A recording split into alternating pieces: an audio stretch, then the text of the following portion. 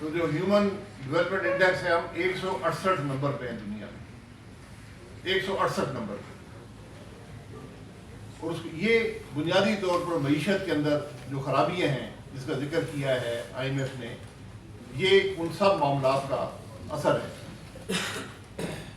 I am F یہ کہتا ہے کہ اگر آپ کرپشن کو کنٹرول نہیں کریں گے، گورننس کے ریفارم نہیں کریں گے، تو آپ کے فزیکل ایشوز پر بھی، یعنی جو آپ پیسہ ٹیکسز میں اکٹھا کرتے ہیں اس پر بھی یہ معاملہ اثر انداز ہوتا ہے. ریفارمز نہیں کریں گے تو ملک کے اندر گروتھ نہیں ہوگی. اگر ملک کے اندر یہ بہت ایک وسیع طور پہ اور خاص طور پر انہوں نے ذکر کیا رول آف لا پر. یہ بات ہم ہمیشہ کرتے آئے ہیں کہ اگر ملک میں رول آف لا نہیں ہوگا، یعنی قانون کی بالادستی نہیں ہوگی، آئین کی بالادستی نہیں ہوگی، تو ملک ترقی نہیں کر سکے. اس کا بار بار ذکر اس رپورٹ کے اندر کیا گیا ہے. عدلیہ پر بہت سے سوالات اٹھائے گئے ہیں، ان کی پرفارمنس پر، ان کی سلیکشن کے کرائٹیریا پر، ان کی کارکردگی پر، حتیٰ کہ انٹیگریٹی پر بھی یہاں پر سوال اٹھے ہیں. یہ بہت تشویشناک باتیں ہیں کہ آج وہ باتیں جو ہمیں شاید سمجھ نہیں آتی تھی، حالانکہ سمجھ آنی چاہیے کہ ملک عدل کا نظام نہیں ہوگا، رول آف لا نہیں ہوگا تو معیشت ترقی نہیں کرے گی. آج وہ ادارہ جو 12 سال سے پاکستان کے اندر معیشت کو سپورٹ کر رہا ہے، وہ کھل کر یہ بات کر رہا ہے. یہ ایک بہت اہم رپورٹ ہے جس کو ہمیں بڑی سنجیدگی سے لینا پڑے گا، کیونکہ یہی وہ معاملات ہیں جس سے پاکستان آگے بڑھے گا. ہمیں بہت سی خام خیالی رہتی ہے کہ بڑی اسٹیبلٹی ہو گئی ہے، بڑا ملک ترقی کر رہا ہے. حقیقت یہ نہیں ہے. آپ کے سامنے کل جو امپلائمنٹ کے نمبرز آئے ہیں، ان امپلائمنٹ یہ امپلائمنٹ کے نمبرز ہیں، تو وہاں پر بھی پاکستان جو ہے وہ 6.5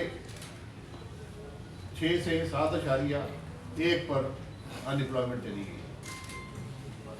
اور یہاں پر خاص طور پر اس رپورٹ کے اندر آئی ایم ایف نے بار بار اس بات کا ذکر کیا ہے کہ جو حکومت کے اسٹیٹسٹکس ہیں، یعنی جو اعداد و شمار حکومت دیتی ہے، اس پر کسی کا اعتماد نہیں ہے، وہ بھی مشکوک ہے.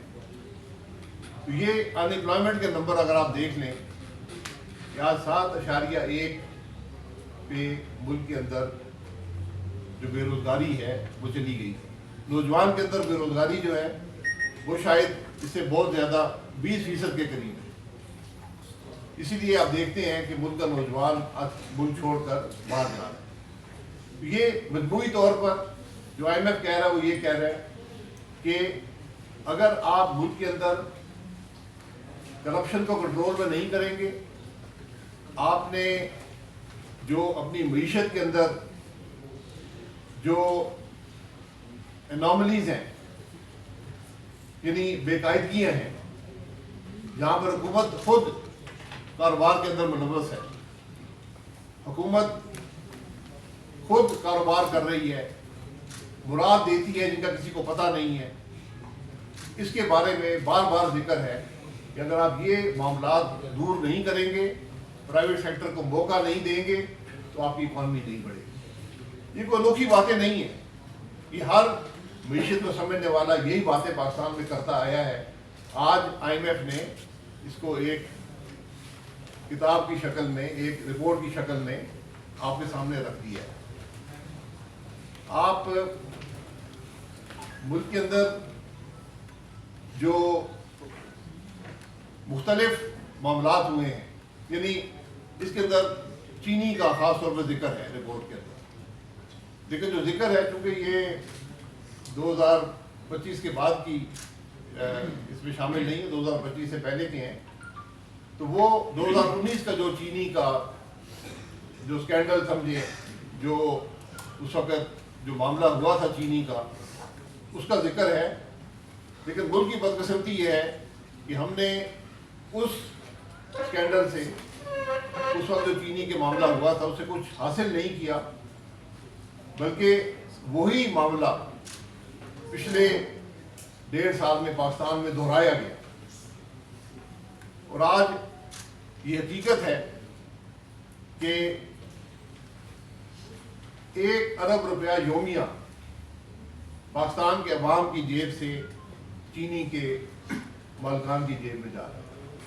یہ وہ خرابیاں ہیں جس کا ذکر بار بار اس رپورٹ میں آتا ہے کہ جب تک آپ ان خرابیوں کو دور نہیں کریں گے، جب حکومت کاروبار سے خود باہر نہیں نکلے گی، کاروبار کے سیکٹرز کو کنٹرول نہیں کرے گی، پالیسیز جو ہے، پالیسی کیپچر کا نام استعمال کیا جاتا ہے کہ پالیسیز جو ہیں وہ آج اشرافیہ کی ہم بات کرتے ہیں، آج اشرافیہ جو ہے وہ پالیسی کو کنٹرول کرتی ہے، اس سے کرپشن کی جاتی ہے۔ یہ چینی سب سے بڑی مثال ہے اس کرپشن کی۔ تو آج جو ادارہ آپ کی معیشت کو سنبھالا لیے ہے، جو آپ کی معیشت پر نظر رکھتا ہے، وہ بار بار ان باتوں کا ذکر کرتا ہے کہ آپ اگر کرپشن کو کنٹرول نہیں کریں گے تو آپ کا ملک آگے نہیں چلے گا۔ تو صرف کرپشن کی بات نہیں، کرپشن کے کنٹرول کرنے کے ادارے جو ہیں ان کے بارے میں اس رپورٹ میں بار بار ذکر ہے کہ یہ ادارے ناکام ہو چکے ہیں۔